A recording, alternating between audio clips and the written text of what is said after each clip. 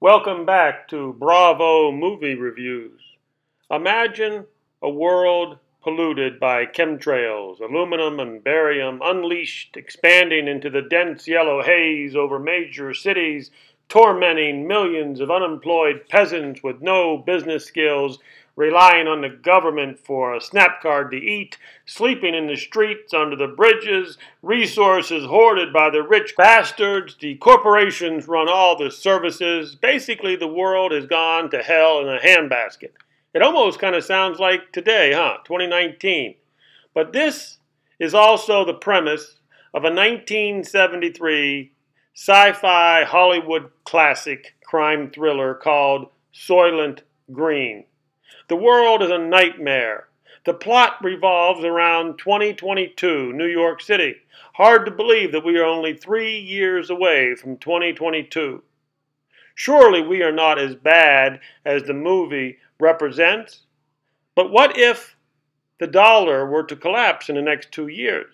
What we see here in this movie would actually be a walk in the park. Now, if you're actually interested in the connection between Richard Nixon closing the gold window and MGM making this movie, go ahead and go to Bravo Alternative Media Channel. Again, Bravo Alternative Media Channel, and look up the video called The Dollar Gold Nixon Metaphor Movie, Soylent Green, where we learn more about how this timeline all came together, with MGM finally agreeing to make Chuck Heston's movie. Now, we got some big stars in here. Here's Joseph Cotten. He's the big rich guy who gets killed early in the movie because he's on the board of directors of Soylent Green, and he knows too much. Another big star, Chuck Connors, is the bodyguard for the rich guy. And just by coincidence, I guess, not really, but he takes the furniture girl out to get fresh vegetables and food, and while they're gone, Joseph Cotten, the rich guy, is murdered. Here we have it. Now, the young hood says, is this good? Did I kill you? And Joseph Cotten says, no, it's not good, but it is necessary. Because Joseph Cotten is ready to go. When you learn the truth, most people cannot live with themselves. Now, what is so interesting about this early sci-fi flick is the actors. Some of the best in the business are put in a movie that does not have a huge budget. I mean, we got Chuck Heston, we got E.G. Robinson, Chuck Connors, Joseph Cotten. I mean, how do you get 4 big stars this big together? You're able to do that with a great idea. The plot resonates well with the audience because we all know we are just getting by day. We are only 1 day away from mass chaos if the fake dollar were to ever collapse. So here we have Charlton Heston as a streetwise detective. He's investigating the murder of Joseph Cotten at this fancy apartment, and he's not above pilfering and stealing a few items here and there from a crime scene. He catches a ride home from the dump truck, and the garbage truck is where they put the dead bodies. So Joseph Cotten is even in that dump truck. The New York detective has to fight his way up the staircase to where he joins another great actor, Edward G. Robinson. He is a police analyst, and he is Heston's partner. They work together. And here is the New York detective's chief, his boss. But most of the time, the detective is out on the streets looking for evidence. Here he comes into Chuck Connors' apartment. When Chuck Connors is gone, he comes in there and interrogates his girlfriend, and she's a fighter. Basically here, people eke out a meager existence. I mean, this lady here, she's got it good. She's got a jar of strawberries, and because she's working with Chuck Connors. And Chuck Connors was working with the rich guy. And here are the furniture girls. Now, this is a very important part of the movie because the guy who wrote the novel, Harry Harrison, wrote the 1966 novel, Make Room, Make Room. And he was not pleased with the furniture girls in the movie. Now, of course, the furniture girls are called furniture girls because they come with the apartment. There's a 2-year wait to get in these lush apartments, and the girls come with the apartment if you want them. The rich live in these fantastic, lush apartments. They have good food, high walls, armed securities, and protected environment.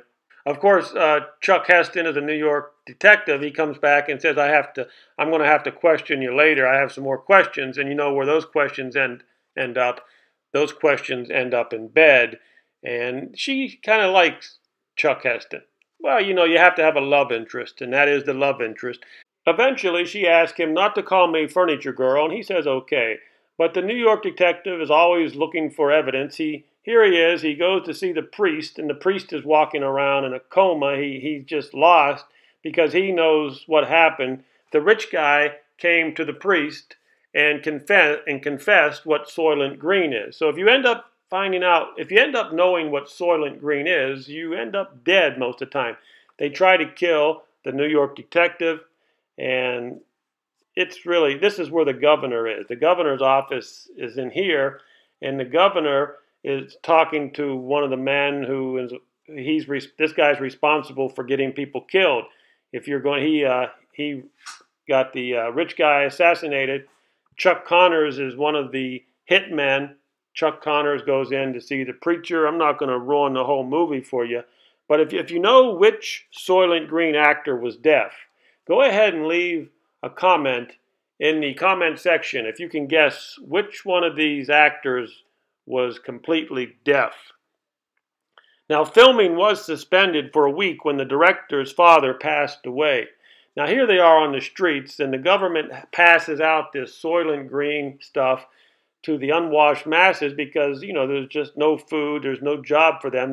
There's 40 million people in New York and 20 million are unemployed. So they come out for their daily rations of Soylent Green, and sometimes the rations run out.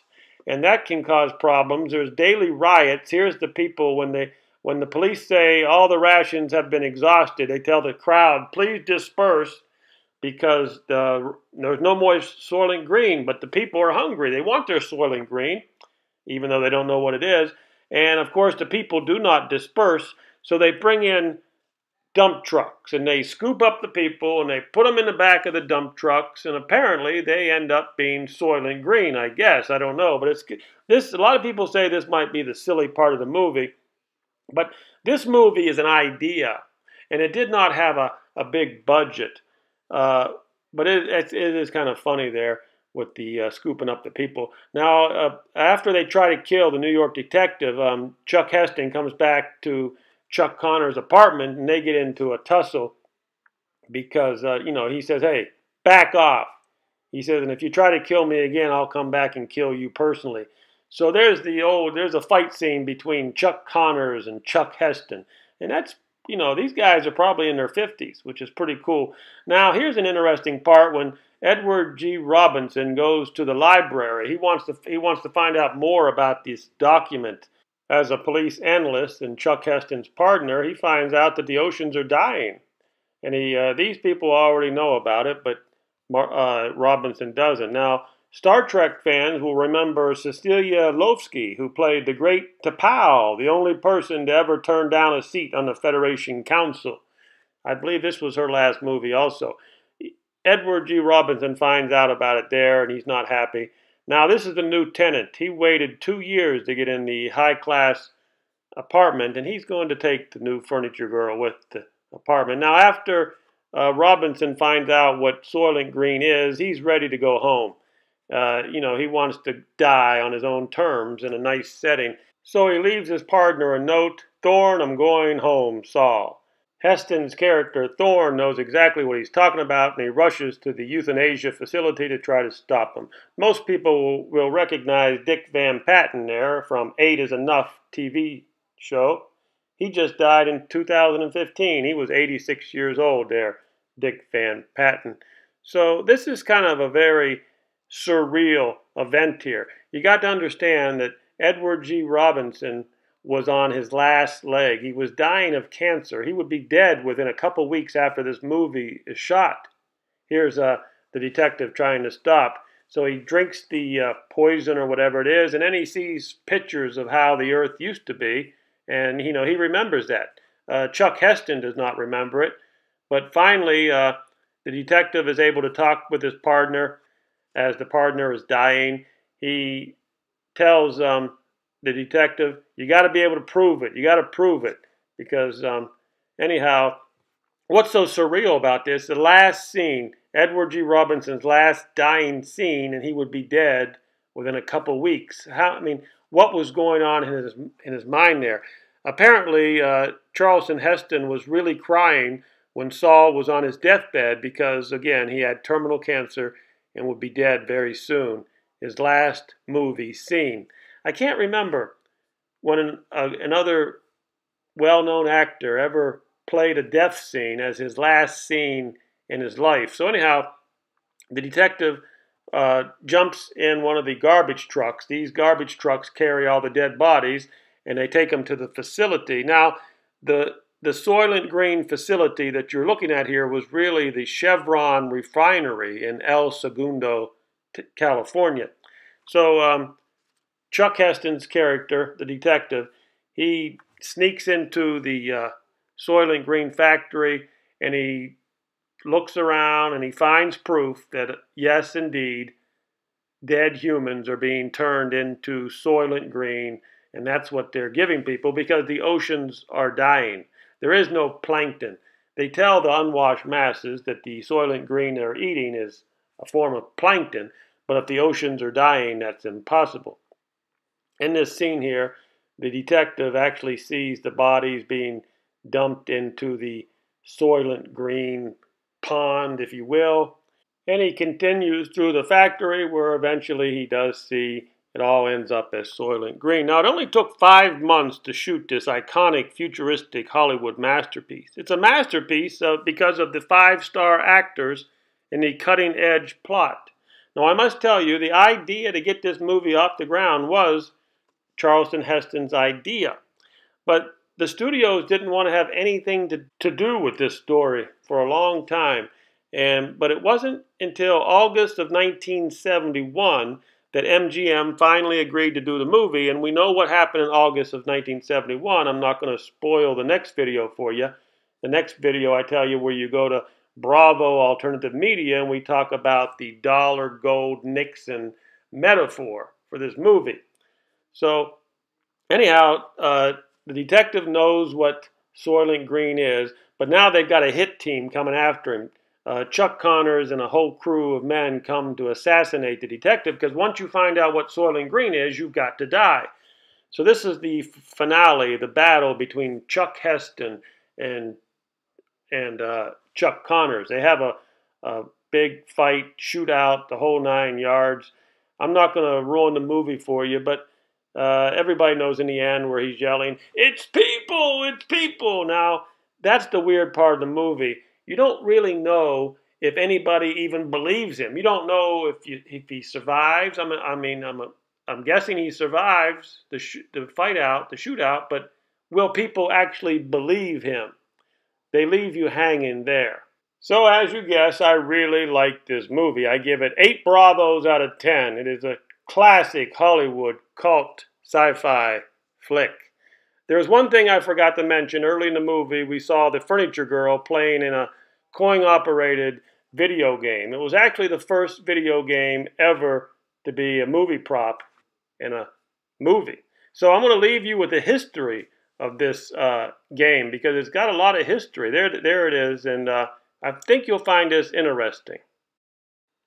Here is the first coin-operated video game to ever be in a Hollywood movie. It was called Computer Space. And here is the furniture girl from the 1973 sci-fi cult classic, Soylent Green, playing the game. So, being the first ever video game movie prop, it was painted white to match the futuristic space-age furniture in the high-rent apartment where the pretty girls are called furniture girls because they come with the apartment.